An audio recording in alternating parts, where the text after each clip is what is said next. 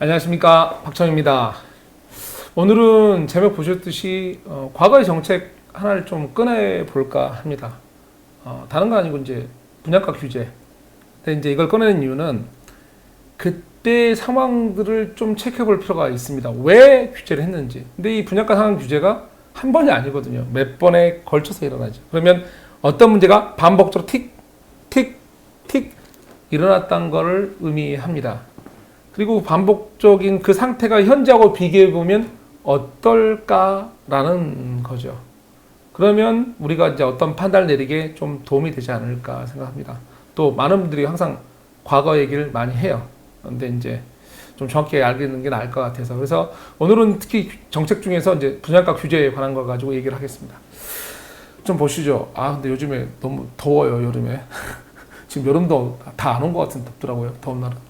자, 보시면 이제 하여간 볼게요. 자, 우선 자료를 좀 준비했어요. 제목은 말 그대로 매수 매도. 사실은 이제 그 결정이 제일 중요하죠. 아니면 타이밍인가? 타이밍이 제일 중요하고. 보실게요. 자, 보시면 이제 자, 우선 제목이 최고 가격제입니다. 제목 쉽죠? 최고가 민간 아파트 시행합니다. 시행해서. 근데 이게 뭐냐면 이거는 이제 어떤 이제 뭐냐보다는 뭐 제목이 쉬우니까 이제 이유를 아까 말했던 이유를 찾아봐야 되겠죠. 이유가 이제 저겁니다. 읽어보시면 이제 중동 특수 이게 어떤 건지 아시죠? 나이들은 어디 아십니다. 저희 선배분들이 이제 중동에 가서 엄청난 고생으로 그 더운 데서 돈을 많이 벌어오셨죠. 그래서 이제 시중에 돈이 넘쳐났습니다. 이제 시중에 이제 돈이 어떻게 보면 이제 갈 곳이 없다고 약간 표현한 것도 약간 맞는 것 같습니다. 그 당시 상황이 우리나라가 뭐 어떤 많은 산업 기반이 지금처럼 엄청난 건 아니잖아요. 그런 상황에서 시중에 돈이 들어오고, 그다음에 시중에 돈이 들어온 상황에서 그런 투자할 때는 많이 없고, 뭐 이런 상황에서 이제 사실 또 부동산 개발을 해야 되니까 개발 사업은 사실 많았거든요. 이게 겹치다 보니까 이제 부동산이 빵빵 뛰는 거죠. 그러니까 가격을 딱 못을 박는 겁니다. 어쨌든 기억할 건 뭐라고요? 시중에 돈이 엄청납니다. 이제 기억할 거는 이제 그거고요. 이거는 이제 아래 내용은 다른 건 아니고요. 근데 최고가 어느 정도 매겼냐 했을 때 싼 건 아니더라고요. 조사를 해보니까 이제 월급장이 한 6, 7년, 뭐 지금보단 나은데 하여간 그때도 그렇게 그 당시 월급장이 그렇게 많지는 않았잖아요, 사실. 그런 거고요. 좀 넘어가 볼게요. 1983년에 분양가 상한제를 재도입합니다. 재도입한다는 소리는 이전 페이지 나왔던 저게 효과가 있었다? 좀 있다 말았다. 좀 있다 말았다가 정답이거든요. 좀 있다 말았다는 거고.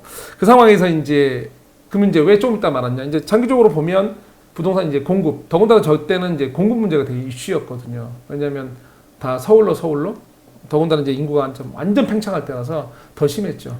그래서 사실은 이제 저렇게 했음에도 불구하고 잠깐 효과 있고 또 여전히 이제 가격이 오른. 근데 지금 잠깐 보이시죠? 이거 뭐 일명 개포 프리미엄. 이거 왜 뭐냐면 돈까지 넘쳐났죠. 그대로 계속. 저건 뭐냐면 이제 그 당시에 이제 강남 개발하면서 개포동에 중앙아파트인데 뭐 사건이 날 정도로 파격 되게 충격이 컸던. 왜냐면 아파트 가격이 8,800만 원인데 프리미엄만 4,500. 느낌 안 오시죠? 4,500만 원이니까 느낌이 아래 설명을 느낌 오시게 드릴게요. 자. 당시 인류회사, 뭐 삼성이나 현대로 봐야 되나? 현대가 말 맞겠죠? 15년 근무한 부장님의 퇴직금이 2천만 원. 그런데 프리미엄은 얼마? 4,500만 원. 엄청난 거죠. 엄청난 거예요. 그래서 난리가 나요, 난리가. 부동산 이거는 그러니까 언론사부터 이건 말도 안 된다. 이거는 이제 다 투기꾼 죽여야 된다 시작을 해서 별 얘기 다 나오죠. 엄청난 수준이었어요. 그래서 저때 이제 다시 이게 나오는 거예요. 분양가 상한제 재도입을 해서 좀 그러니까 약간 조정하고 잡아놨는데, 근데 이제 이게 5, 6년 뒤에 항상 말하지만 이 규제 다음에 뭐가 일어나죠? 규제 다음에 규제 다음에는 공급 축소 일어나죠. 근데 이제 공급이라는 게 우리가 뭐 필요 없으면 축소하든 말든 상관이 없는데. 그런 상황이 아니었죠. 뭐 지금하고 나중에 좀 따져볼 거예요. 지금도 우리가 충분한지는 따져볼 건데. 자, 하여간에 그래서 이제 5년 뒤에 이제 이게 부동산은 바로 효과는 아니잖아요. 몇 년 뒤에 나타나잖아요. 수요 공급이 이런 게. 그래서 이제 부작용하고 가장 문제는 뭐냐면 여전히 시중에 우리가 열심히 일했죠. 그래서 계속 경상수지 흑자 가져오면서 이제 돈이 남아도는 상황이었고, 그래서 더군다나 저 당시 이제 5년 뒤가 언제냐면 1988년 보다시피 3저, 3저가 뭔지 아세요? 3저. 예. 저유가, 저금리, 저달러. 그러니까 이제 우리가 이제 수출해서 먹고 사는 나라다 보니까 이제 제일 중요한 이 세 포인트가 조달하는 게 되게 쌌다 이 말을 하는 거죠. 그러니까 이제 돈은 넘쳐나고 국제 흑자고, 근데 이제 돈은 여전히 저 때도 똑같아요. 갈 곳이 많지는 않았죠. 그래서 이제 저 상황이에요. 그러니까 지금하고 제가 계속 얘기하는 이유는 뭐냐면, 지금 이제 뭐 여러분이 예상하셨다시피 우리가 돈이 지금 갈 곳을 잃었죠. 이슈에 돈 너무 많고. 그래서 기본 여건은 거의 비슷해요. 우선 하나는 돈이 너무 많다는 거는 이제 여건했는데, 저 당시에 이제 공급 문제도 있지만 하여간 이제 보시죠. 그래서 1989년에 원가 연동제라는 걸 도입해요. 왜 그러냐면, 말 그대로 원가 연동제는 원가와 개념에서 붙어서 가는 거예요. 근데 저 당시 상황이 뭐냐 보시면, 아까 말대로 이제 저런 일이 벌어졌잖아요. 그래서 이제 상한제를 다시 했더니 당연히 5년 뒤에 동안 5년 동안 공급이 되게 많이 축소가 돼요. 물론 이제 가격은 약간 잡죠.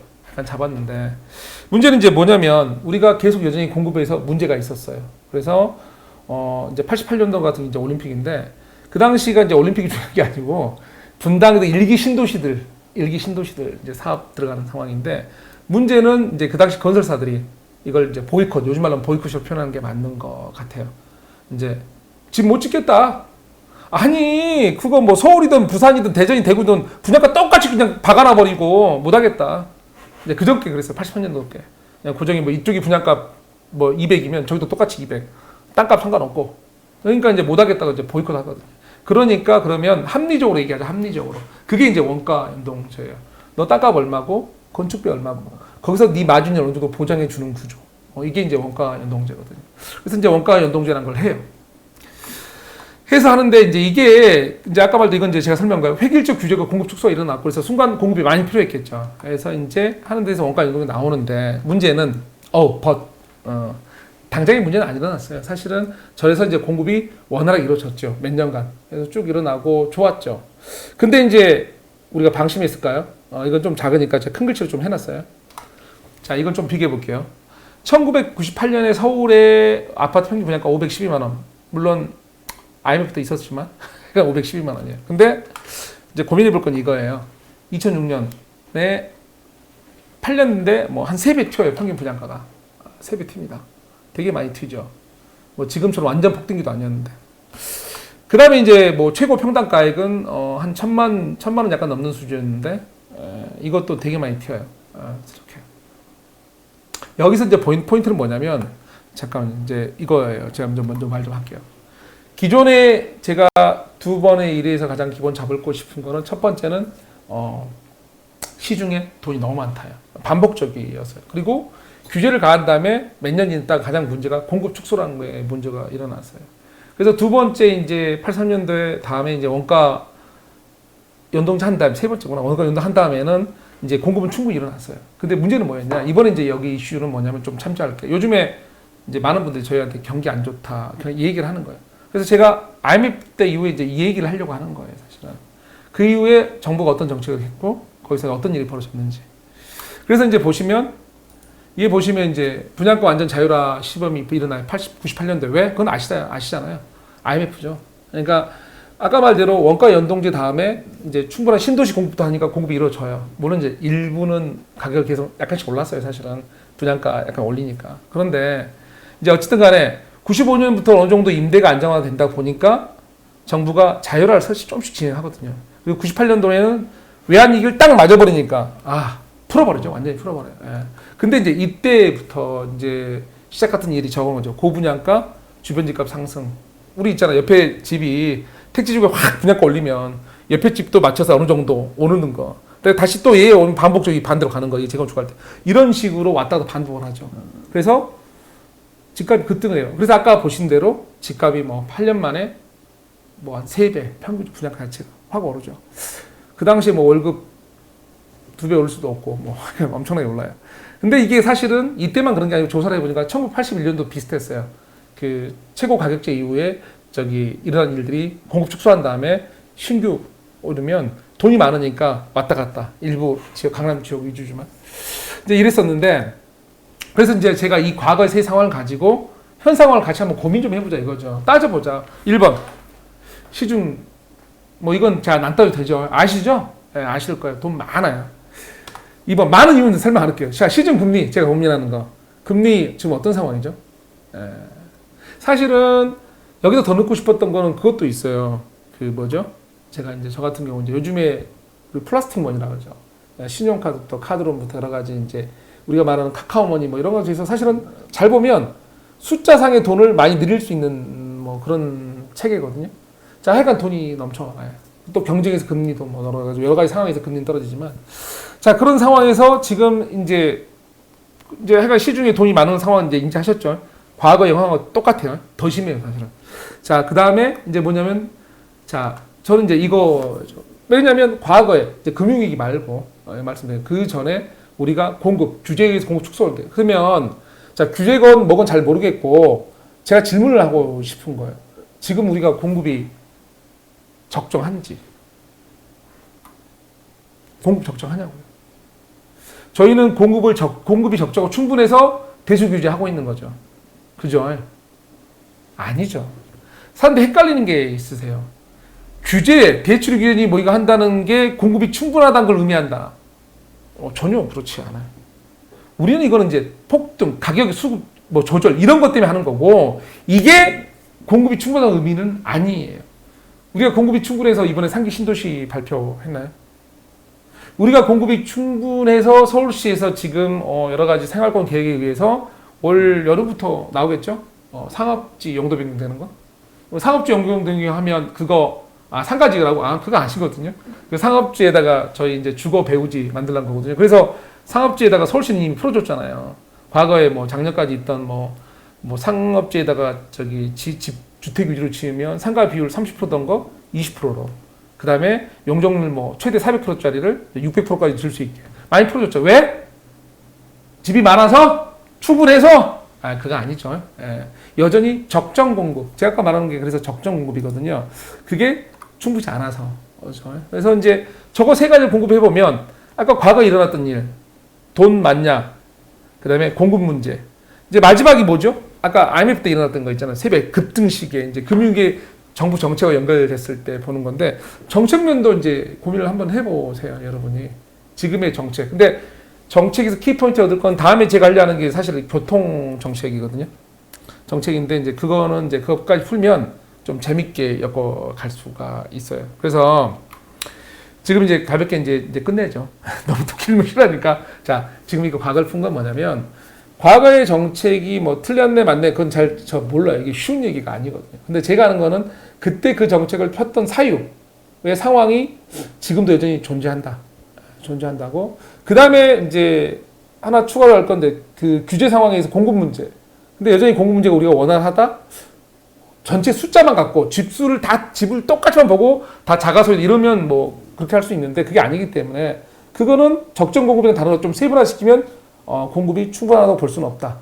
세 번째로는 이제 뭐죠? 금융위기 문제죠. 금융적 위기나 아니 금융위기나 좀 위한 얘기 뭐 이렇게 한데 그런 경제 위기 상황에 대해서 좀 얘기를 해볼 수 있다 이거죠. 그렇게 얘기하면 분명히 지금은 심각하게 무조건 집값이 폭락을 한다.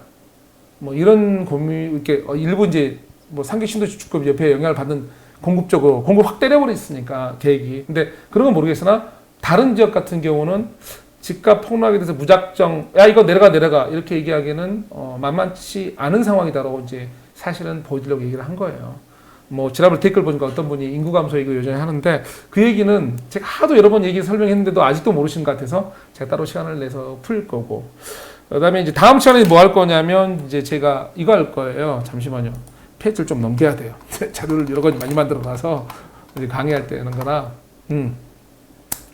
자, 다음번엔 이거 좀 할 거예요. 이제 이거 연결할 얘기가 있어요. 이제 상황에 대해서 장기적 도심 교통을 보면 부동산 장기 전략이 보인다. 무슨 얘기냐면 이 교통 계획을 잘 보잖아요. 근데 어디냐면 이제 저는 이제 서울 위주로 많이 하겠죠. 서울시와 경기권의 이제 교통 계획 이제 융합해서 잘 보면 장기적으로 누가 여기 들어올 거 누가 살 건지 뭐 왔다 갔다 이런 거 보면 사실은 장기적 부동산 전략을 세우기가 되게 편해요. 근데 그걸 뭘 봐야 되는지 어떻게 됐는지를 좀 풀어드릴까요?